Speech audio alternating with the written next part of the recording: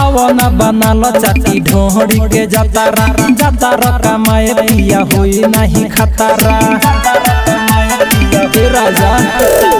आवना बनाल चाटी ढोरी के जातारा जातारा कमाए पिया होई न खतरा। दूर काहे खड़ा बाड़ा लागल सुदहरा सा आवला हंगा उठा के ये राजा तन कहला हो के दर्शन आवला हंगा उठा के राजा तन कहला हो के दर्शन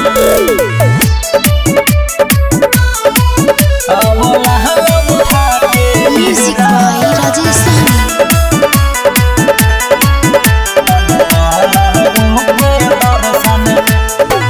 अच्छा से जई ह ठीक से कमई ह लगल रही मन हो सज के आवते शुरू हो जई ह तोहरे बाई धन हो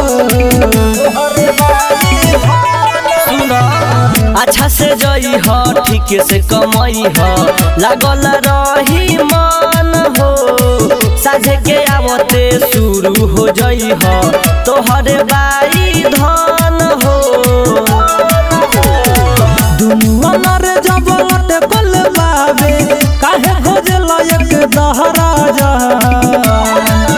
आवला हंगा उठा के ये राजा तन कहला हो के दर्शन आवला हंगा उठा के राजा तन कहला हो के दर्शन आवला हंगा उठा के ये राजा डीजे विकास Simrahi perfect recording studio Motihari. अवन बेना हक के खिया दी बानी तोहर घर बहाली हो धक चूस लना छोटे लाल ओठवा के लाली हो अवन बेना हक के खिया दी बानी तोहर घर वाली हो धक चूस लना छोटे लाल ओठवा के लाली हो। प्रदीप साहिल या के कला दहिया से हमारा घर